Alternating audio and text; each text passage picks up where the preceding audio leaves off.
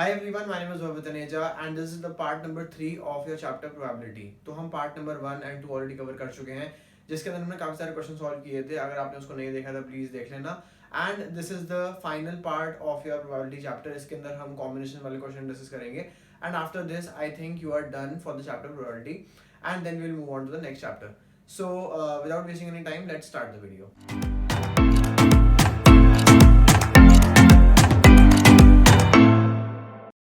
Late us start with the questions now. अब question आपकी screen पर आपको दिख जाएगा. यहाँ पे लिखा हुआ है कि from a group of 7 men and 4 women a committee of 6 persons is to be formed.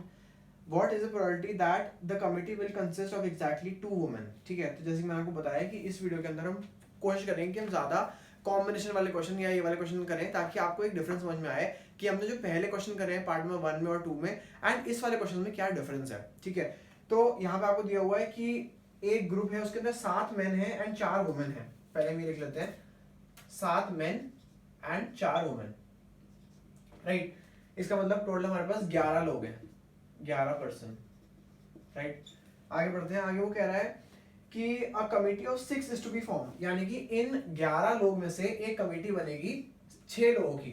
ठीक है, उसमें से क्या प्रोबेबिलिटी है कि एग्जैक्टली 2 वुमेन हो. देखो ऐसा वाला क्वेश्चन हमने ऑलरेडी किया हुआ है पहले एंड हमें डिफरेंस समझ में नहीं आता, तो हम लोग गलती क्या करते हैं, हमें लगता है कि हमें 2 वुमेन चाहिए, हम 6 इसमें से निकालने वाले हैं पर्सन, उसमें 2 वुमेन चाहिए, यानी कि हम कहते हैं कि ठीक है, यानी कि मतलब पहली वाली वुमेन होनी चाहिए, यानी कि हमने किया 4/11. राइट, नेक्स्ट भी वुमेन आनी चाहिए 3 एक कम हो जाएगा 10 हो जाएगा क्योंकि हम एक यहाँ पे कम कर रहे हैं पर्सन, बार बार हमें उसको निकाल रहे हैं. जैसे कि आपका रिप्लेसमेंट वाली चीज होती है, हमने पहले बात कर रखी है पार्ट 2 के अंदर कि रिप्लेसमेंट और नॉन रिप्लेसमेंट क्या होती है. तो यहाँ पे ऑब्वियसली हम वो जो पर्सन हमने निकाल लिया चूज कर लिया उसको वापस नहीं डालेंगे ग्रुप के अंदर. राइट, तो आपका ये प्रोग्रेसिवली कम ही होगा. नेक्स्ट क्या हो जाएगा, नेक्स्ट हमें 2 तो हो गए हमारे पास वुमेन, अब हमें बाकी जो 6 पर्सन में से 2 हो गए, यानी कि बाकी जो 4 प्लेसेस हैं उसमें हमें मेन चाहिए. राइट, तो हम क्या करेंगे, हम कोशिश करेंगे कि यहाँ पे हमारा मेन ही आए. मेन के लिए कितने 7 मेन है और जो नीचे कम हो रहे हैं वो तो प्रोग्रेसिवली कम ही होंगे, यानी कि यहाँ पे 9 8 7 6, क्योंकि हम पर्सन को निकाल रहे हैं एंड वापस ग्रुप में नहीं डाल रहे हैं. लेकिन अब आपके यहाँ पे 7 मैन होने चाहिए, उस यहाँ पे हो जाएंगे 6 5 4. ठीक है, ये हमने क्या किया, हमने 6 लोग तो निकाल लिए ग्रुप के अंदर से, उसके अंदर से 2 वुमेन भी हैं, लेकिन हमने इस चीज का ध्यान नहीं दिया कि क्या जरूरी है कि पहली 2 ही वुमेन आए. हो सकता है फर्स्ट चांस में एक हम वुमेन सेलेक्ट करें, उसके बाद मैन मैन मैन और लास्ट में एक वुमेन आए, या फिर हम करें वुमेन एक मैन फिर वुमेन और बाकी मैन. हमें बस 6% की कमेटी बनानी है जिसके अंदर से 2 वुमेन होनी चाहिए. उसने ये नहीं बोला कौन सी पोजीशन पे होनी चाहिए. राइट, तो जब भी आपको ऐसा चीज हो तो आपको इस क्वेश्चन में एक चीज और बढ़ जाती है करने की, वो ये होता है कॉम्बिनेशन. यानी कि आपको कॉम्बिनेशन और हो सकते हैं, यानी कि वुमेन जरूरी नहीं है फर्स्ट प्लेस में आए या सेकंड प्लेस में आए, हमको इन 6 में से किसी प्लेस में 2 वुमेन चाहिए केवल.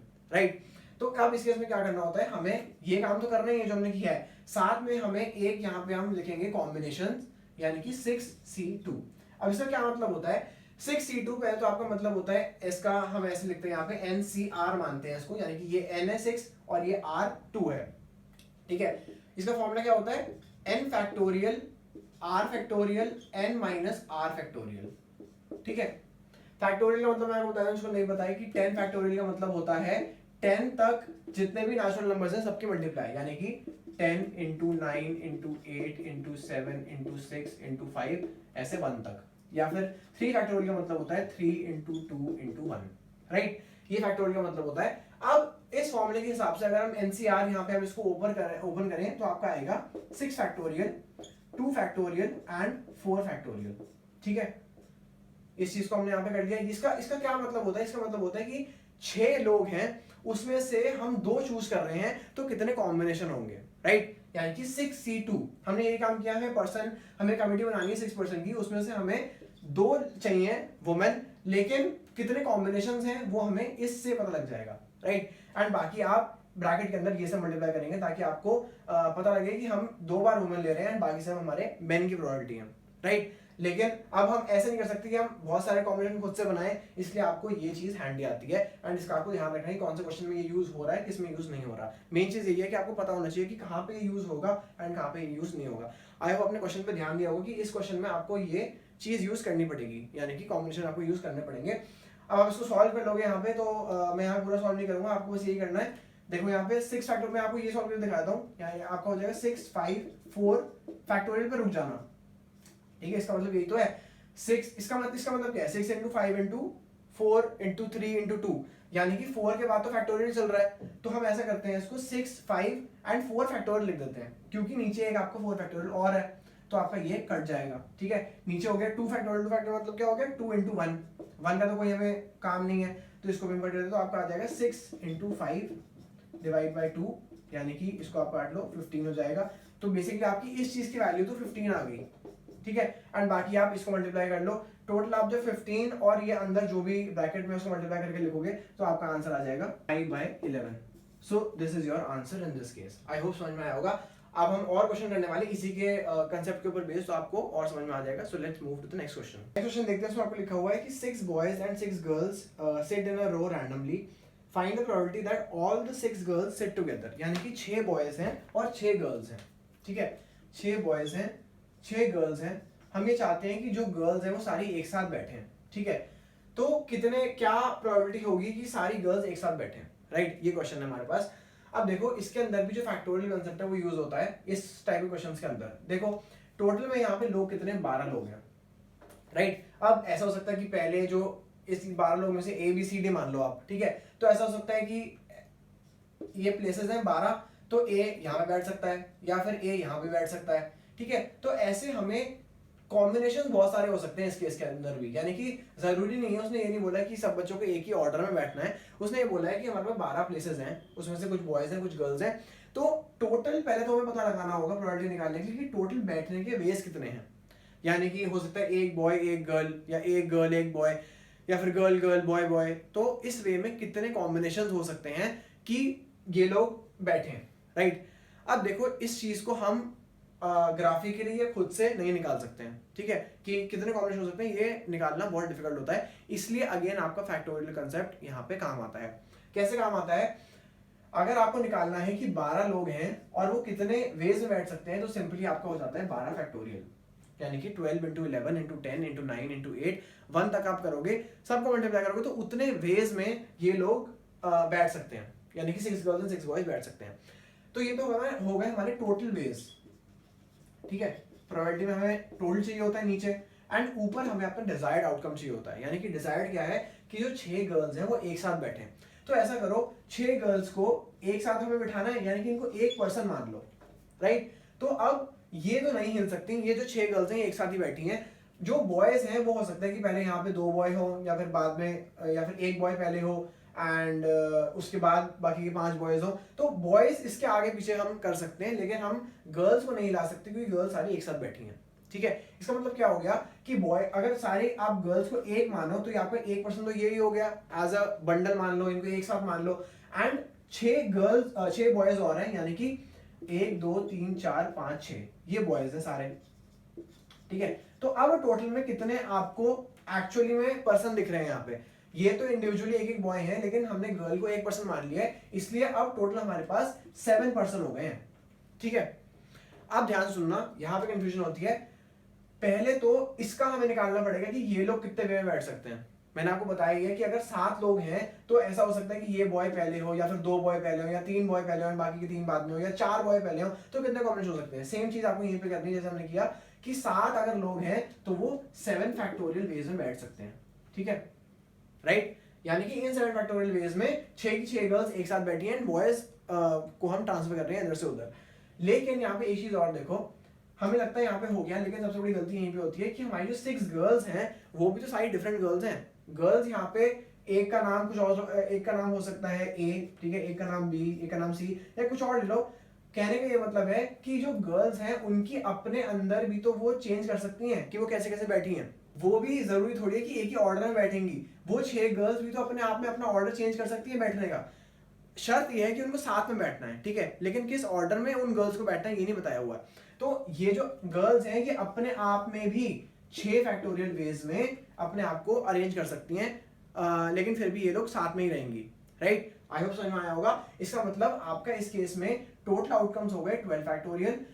7 फैक्टोरियल क्यों आया है, क्योंकि हम ये बात कर रहे हैं कि कॉम्बिनेशन ऑफ बॉयज को मिला के जब गर्ल्स को हम ऐसे देख रहे हैं कि गर्ल्स सारी एक साथ हैं एंड बॉयज को हम चेंज कर रहे हैं 1 by 1, एंड ये 6 फैक्टोरियल आया है आपका इन 6 गर्ल्स का अकेले का, अंदर जो कॉम्बिनेशन हो सकता है कि एक साथ बैठी हैं फिर भी कोई आगे कोई पीछे, उस हिसाब से 6 फैक्टोरियल वेज में ये गर्ल्स बैठ सकती हैं, राइट। इसको आप सॉल्व करोगे, अगेन आपको कैसे सॉल्व करना है, 7 फैक्टोरियल को हम छेड़ेंगे नहीं, 6 फैक्टोरियल को भी टच नहीं करेंगे, 12 11 10 9 8 एंड देखो 7 फैक्टोरियल यहाँ पे आ जाता है, ठीक है। इसके आगे 7 6 5 यानी कि 7 फैक्टोरियल है, तो इसको आप काट दो, नीचे आपका ऊपर आप इसको खोल लो, 6 into 5 into 4 into 3 into 2 into 1 and नीचे आपका जो भी ये है, इससे आपका जैसे 6 से ये 2 कट जाएगा, 5 से ये कट जाएगा, इसको आप सॉल्व करोगे तो आपका आंसर आ जाएगा 1 by 132, ठीक है। So 1 by 132 will be the answer जब आप इसको सॉल्व करोगे, and this is your answer in this case. I hope समझ में आया होगा। So now let's move to the next question. Next देखते हैं, इसके अंदर आपको दिया हुआ है कि a team of 4 is to be constituted out of 5 girls and 6 boys, यानी कि अगेन यहाँ पे हम लिख लेते हैं 5 गर्ल्स हैं 6 बॉयज हैं, टोटल कितना हो गया 11।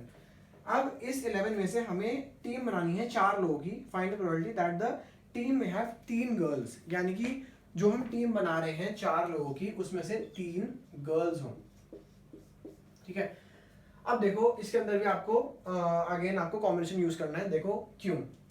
पहली बात तो हमें 11 में से 4 चाहिए लोग, 11 में से 4 कितने पॉसिबल वेज में हो सकते हैं, 11C4, राइट। हम 11 में से जब 4 चूज कर रहे हैं तो हमने अभी ये स्पेसिफाई नहीं किया कि हम किसको चूज कर रहे हैं, 11 में से 4 कितने वे में हम निकाल सकते हैं, उसका आंसर हमें मिलेगा 11C4 से, राइट। तो हमने यहाँ पे लिख लिया टोटल आउटकम हमारे 11C4 है। तो जब भी हमें एक ग्रुप ऑफ पर्सन दिया हो एंड हमें एक पर्टिकुलर नंबर दिया हो कि हमें इतने लोगों की टीम बनानी है, तो पहले तो आपका टोटल हो जाएगा 11C4। अब हम देखेंगे ऊपर वो क्या कह रहा है कि 3 गर्ल्स होनी चाहिए, यानी कि 5 गर्ल्स हैं टोटल में, यानी कि अगर 5 गर्ल्स हैं टोटल में तो उसमें से हमें 3 गर्ल्स चाहिए, यानी कि 5C3, ठीक है। 5C3 क्यों, क्योंकि 5 गर्ल्स हैं, अलग अलग हो सकती हैं, उसमें से हमें 3 गर्ल चूज करनी है, हमें ये नहीं पता कि हम कौन सी वाली गर्ल को ले रहे हैं, किसको नहीं ले रहे हैं, ठीक है।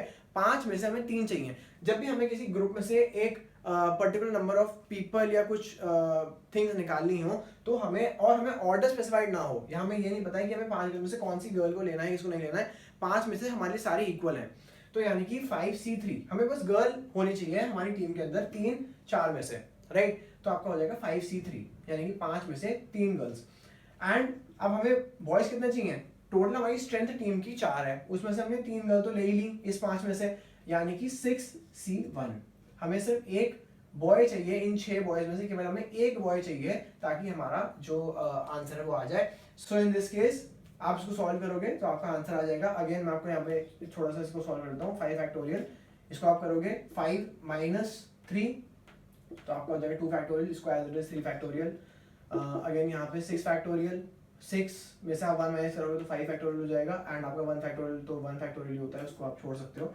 उसके बाद आपको हो जाएगा 11 फैक्टोरियल, नीचे आपका हो जाएगा 4 फैक्टोरियल, एंड आपका 11 - 4 करोगे तो आपका 7 फैक्टोरियल आ जाएगा, ठीक है। अब इसको कैसे सॉल्व करना है, ध्यान से सॉल्व करना है, आराम आराम सॉल्व करना है। देखो पहले तो आपको यहाँ पे 6 फैक्टोरियल है, 5 फैक्टोरियल है, यानी कि आप 6 into 5 फैक्टोरियल लिख सकते हो, तो आपका ये तो ऐसे ही कट जाएगा यहाँ पे, राइट। अगेन करोगे यहाँ पे 5 4 3, यानी कि 5 into 4 लिख लो, 3 फैक्टोरियल आपका कट हो जाएगा, राइट। नीचे आपका 2 है, 2 फैक्टोरियल क्या होता है, 2 ही होता है, यानी कि आप इसको यहाँ पे 2 कर सकते हो, तो आपका ये तो हो गया 10, यहाँ पे हो गया 6, तो ये आप ऊपर आ गया 60, नीचे क्या हो गया आपका 11 into 10 into 9, तो आपको जाना है 11 into 10 into 9 into 8, 7 फैक्टोरियल आपको कट हो जाएगा, नीचे आपका 4 फैक्टोरियल बचेगा, 4 into 3 into 2, यानी कि इसको आप कर दो यहाँ पे 2 कट जाएगा, आपका 2 है तो यहाँ पे ये 5 हो जाएगा, एंड 3 3 सा 9, सो आपका हो जाएगा 60, एंड 5 3 सा 15 into 2 by 11, इसको आप सॉल्व करोगे तो आपका आंसर फाइनली यहाँ पे आ जाएगा 2 by 11।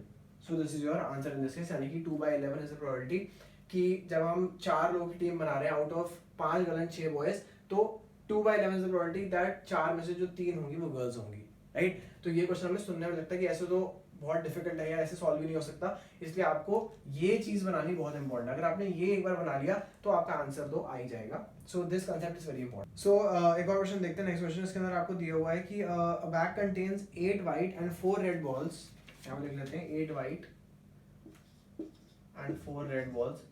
Next वो कह रहा है 5 balls are drawn at random, यानी कि अगेन 5 balls निकाली गई हैं इनमें से. तो वो कह रहा है what is probability that 2 of them are red and 3 are white. 2 of them are red and 3 are white. 2 of them are red and 3 are white. ये क्वेश्चन अगर आप देखो तो बिल्कुल जस्ट हमने क्वेश्चन जो अभी किया है जिसके अंदर हमें कुछ बॉयज और गर्ल्स थे या वुमेन थे, उसके अंदर से हमें एक कमेटी बनानी थी 4 लोगों की या जो भी थी. तो एग्जैक्टली वैसा ही है, यानी कि हमें कुछ बॉल्स यहाँ पे मिली हुई है व्हाइट और रेड कलर की. हमें 5 बॉल का ग्रुप बनाना है, 5 बॉल निकालनी है, उसमें से 2 रेड और 3 व्हाइट होनी चाहिए. या फिर जैसे हमें पहले बोल रहा कि एग्जैक्टली 2 वुमेन होनी चाहिए या फिर ऐसा कुछ है.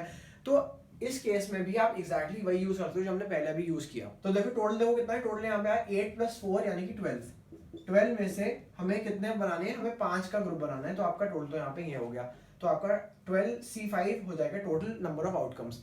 अब उसमें से हमें 2 रेड चाहिए, यानी कि 4 रेड है और हमें 2 रेड चाहिए, यानी कि हमें 4C2 चाहिए. एंड ऊपर हमें और क्या चाहिए, हमें 8 वाइट है, उसमें से हमें 3 चाहिए. राइट, 2 रेड और 3 वाइट होने चाहिए, यानी कि ये हमारा आंसर आ गया. बस इसको आप सॉल्व करोगे तो आपका आंसर आ जाएगा. नेक्स्ट देखते हैं. नेक्स्ट आपको दिखा हुआ है कि 11 books consisting of 5 engineering books, 4 mathematics books, यानी कि 5 इंजीनियरिंग की हैं, 4 मैथमेटिक्स की हैं एंड बाकी 2 फिजिक्स की हैं. उसके अलावा are arranged in a shelf at random. Find the probability that the books of each kind are together. तो काफी इजी क्वेश्चन है. 5 + 4 9 + 2 11, यानी कि टोटल में हमारे पास 11 बुक्स हैं. अब हमें बस ये बताना है कि अगर जो सारी एक टाइप की बुक्स हैं वो एक साथ हैं, यानी कि जो आपकी इंजीनियरिंग बुक्स हैं वो एक साथ हैं, जो आपकी मैथ्स की बुक्स हैं वो भी एक साथ हैं, एंड जो फिजिक्स की बुक है वो भी सारी एक साथ हैं, तो क्या प्रोबेबिलिटी होगी कि ऐसा हो. तो नीचे आपका इन टोटल तो आपका पता ही, आपको 11 फैक्टोरियल आएगा क्योंकि 11 बुक्स हैं. ठीक है, इन टोटल कैसे कैसे रख सकते हैं उनको 11 फैक्टोरियल बेस के अंदर रख सकते हैं. लेकिन हमें चाहते हैं कि जो 5 बुक्स हैं और ये 4 बुक्स हैं और ये 2 बुक्स हैं, ये सारी एक साथ हों. एक साथ हो मतलब इनका एक बंडल होना चाहिए, यानी कि 5 फैक्टोरियल हो जाएगा. यानी कि ये 5 बुक्स अगर एक साथ हैं तो वो अपने अंदर भी शफल हो सकती हैं 5 फैक्टोरियल बेस के अंदर. उसके बाद अगर हम बात करें मैथ्स बुक की, तो आपकी मैथ्स बुक भी 4 फैक्टोरियल बेस में शफल हो सकती हैं, एंड आपकी फिजिक्स बुक्स भी 2 फैक्टोरियल बेस में शफल हो सकती हैं. लेकिन ऐसा भी हो सकता है कि इन पूरे बंडल्स को हम शफल कर सकते हैं आपस में, यानी कि 5 बुक का एक बंडल है, 4 बुक का एक बंडल है, 2 बुक का एक बंडल है, तो हम इनको भी शफल कर सकते हैं आजू बाजू, यानी कि 3 फैक्टोरियल बेस में और ये बुक्स का बंडल शफल हो सकता है. सो इन टोटल आपका answer will be 5 factorial into 4 factorial into 2 factorial into 3 factorial divided by 11 factorial. ठीक है, तो इसको अगर आप सॉल्व करोगे तो आपका आंसर आ जाएगा 1/1155 and this is your answer in this case. इसको आप सॉल्व करके चेक कर सकते हो, आपकी प्रैक्टिस भी हो जाएगी फैक्टोरियल सॉल्व करने की. तो एक और क्वेश्चन देखते हैं. ये क्वेश्चन बहुत ही फेमस क्वेश्चन है. इसके अंदर आपको दिया हुआ है कि in the word Mississippi what is the probability that 4 aces come together. ठीक है, ये इतना फेमस क्वेश्चन क्यों है, क्योंकि इसके अंदर एक चीज और है जो कि समझाने वाली है. तो मिसिसिपी की स्पेलिंग होती है आपकी MISSISSIPPI. ठीक है, इन टोटल इसके अंदर 11 अल्फाबेट्स हैं. राइट, अब देखो वो ये कह रहा है कि आपके जो 4S हैं इसके अंदर वो सारे एक साथ हों, यानी कि हम ऐसा करते हैं इनको एक साथ क्लब कर लेते हैं. ठीक है, बाकी आपको क्या बचा MI, इनको हमने क्लब कर लिया IMIIIPPI. ठीक है, 1 2 3 4 5 6 7 8. ठीक है, या फिर आप ऐसे कर सकते हो 11 में से हमने 4 अल्फाबेट तो निकाल लिए, उसकी जगह हमने उसको एक बंडल मान लिया, तो 11 - 4 + 1 करोगे तो भी आपका 8 आ जाएगा. तो मतलब अगर हम 4 को एक साथ मान लेते हैं तो आपका 8 इन टोटल बचते हैं बेसिकली. अब देखो इस क्वेश्चन के अंदर जो इम्पोर्टेंट चीज है वो ये है कि आपका जो रिपीटेशन ऑफ अल्फाबेट्स है वो इसमें हो रहा है, यानी कि आपके I भी 4 बार आ रहा है, S भी 4 बार है, P भी 2 बार है. ठीक है, तो इनके अलग से भी कॉम्बिनेशन बनेंगे. कैसे मैं आपको बताता हूँ. पहले तो हमें चाहिए कि हमारे टोटल कितने वर्ड्स बनेंगे, कितने कॉम्बिनेशंस बनेंगे इसके अंदर, इस वर्ड के अंदर मिसिसिपी के अंदर विदाउट एनी जो हमने क्लब किया, हमने क्लब अगर नहीं मानते हैं उसको, तो हमारे कितने बनेंगे. अगर 11 अल्फाबेट्स है तो आपका 11 फैक्टोरियल बनेगा. ठीक है, 11 फैक्टोरियल बेस के अंदर हम इसको जंबल अप कर सकते हैं. लेकिन इसके अंदर एक चीज और नोटिस करो कि आपका जो S है वो 4 बार है, जो आपका I है वो भी इस वर्ड के अंदर 4 बार यूज हो रहा है, एंड जो P है वो भी आपका 2 बार यूज हो रहा है. इसका मतलब 4 factorial into 4 factorial into 2 factorial भी करना पड़ेगा आपको इस केस में। क्यों? क्योंकि ये जो s हैं ये सारे s हैं तो सेम ही, यानी कि ये s की तरह यूज होते हैं लेकिन अलग अलग s हैं। इस वर्ड के अंदर हमें 4 बार s प्रोवाइडेड है या 4 बार i प्रोवाइडेड है, तो वो भी तो अलग अलग बार हम यूज कर सकते हैं। यानी कि अगर हम इसी स्पेलिंग में हम मानते हैं कि हमने मिसिसिपी लिखा तो एक बार ये वाला i पहले है, एक बार हो सकता है ये वाला i पहले हो, और एक बार हो सकता है ये i पहले हो, इसलिए हमें इन कॉम्बिनेशंस को भी इसके अंदर डालना पड़ेगा। यानी कि 4 फैक्टोरियल और 2 फैक्टोरियल, यानी कि ये बेसिकली एक i का, एक आपका s का 4 फैक्टोरियल और एक आपका p का 2 फैक्टोरियल। तो इस तरीके से आपका टोटल आएगा नीचे, ठीक है। So this is the total number of combination जो कि बन सकते हैं इस वर्ड के अल्फाबेट्स को यूज करके, ठीक है। ऊपर अभी क्या करना है, ऊपर देखो आपने क्योंकि सारे s को कंबाइन कर लिया तो आपका 8 फैक्टोरियल बनेगा, राइट। जनरली क्वेश्चन यहाँ पे खत्म हो जाता है, यानी कि हम 8 फैक्टोरियल मानते हैं, लेकिन अगेन देखो इस केस में भी क्या हो रहा है, आपके s तो हमने एक साथ मान लिए सारे, लेकिन उसके अलावा आपके 4i, ये 3i और एक ये 4i और आपका 2p भी रहते हैं। तो देखो वही सेम कंसेप्ट जो मैंने आपको ऊपर बताया, इसलिए हम यहाँ पे भी 4 फैक्टोरियल 2 फैक्टोरियल को मल्टीप्लाई कर रहे हैं। So this is your final चीज जो बन के आती है, इसको आपको सॉल्व करना है एंड इसको आप सॉल्व करोगे तो आपका आंसर आ जाएगा 4/165। सो 4/165 is your answer in this case. इसको आप सॉल्व करोगे तो आपका आंसर आएगा 4/165। एक और देखते हैं, ये भी वर्ड्स का ये है, इसमें आपको लिखा हुआ है कि the letter of the word article are arranged at random, find probability that the vowels में occur at the even places. यानी कि जो आपका वर्ड है आर्टिकल, ठीक है, इसके अंदर देखो पहले तो आपके वॉवल्स कौन कौन से होते हैं, ए ई आई ओ यू, यानी कि आपका ए वॉवल है, ई वॉवल है, आई वॉवल है, यानी कि 3 वॉवल्स हैं आर्टिकल के अंदर, ठीक है। वर्ड्स कितने हैं, सॉरी अल्फाबेट्स कितने हैं, 1 2 3 4 5 6 7। इन टोटल आपके पास 1 2 3 4 5 6 7 आपके पास प्लेसेस हैं। उसके अंदर से इवन प्लेस कौन कौन सी हैं, 2 4 6, ठीक है, ये वाली आपकी इवन प्लेसेस हैं। अब हम चाहते हैं कि इनके अंदर आपका वॉवल्स आए।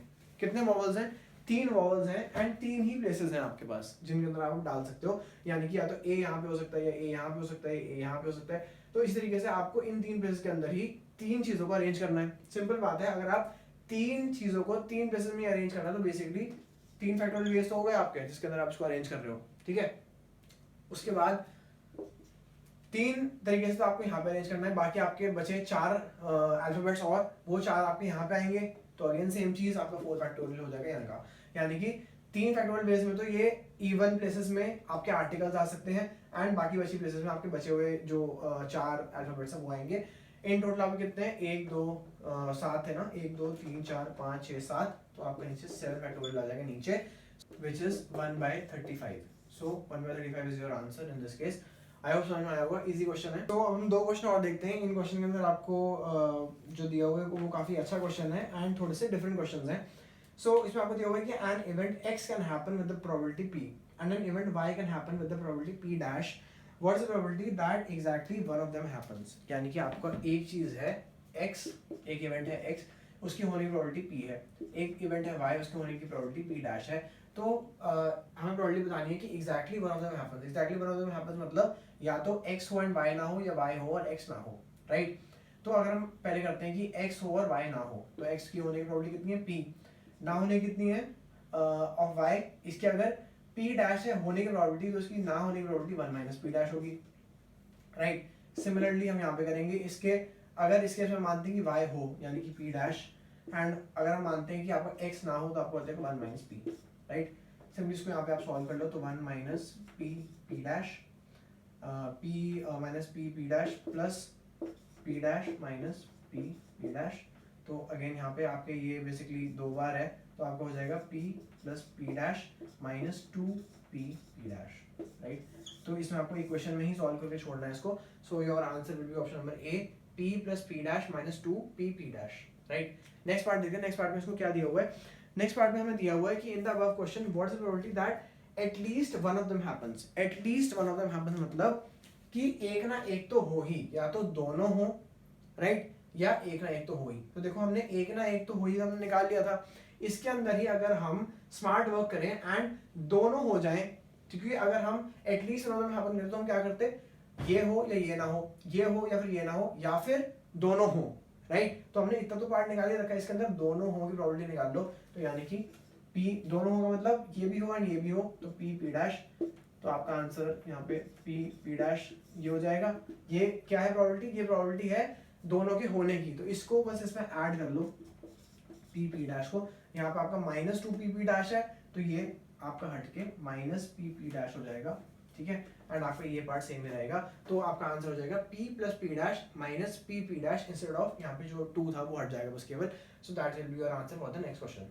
That's it for today's video. I hope आपको मजा आया होगा चैप्टर पढ़ने में। प्रोबेबिलिटी पार्ट 3 था ये, एंड ये फाइनल पार्ट था। इसके बाद हम मूव कर जाएंगे नेक्स्ट चैप्टर के ऊपर, so stay tune for that. अगर आपने अभी तक चैनल को सब्सक्राइब नहीं किया तो प्लीज सब्सक्राइब कर देना, एंड अगर वीडियो को लाइक नहीं करा एंड शेयर नहीं करा तो वो भी कर देना। So that's it for today's video. I will see you in the next video.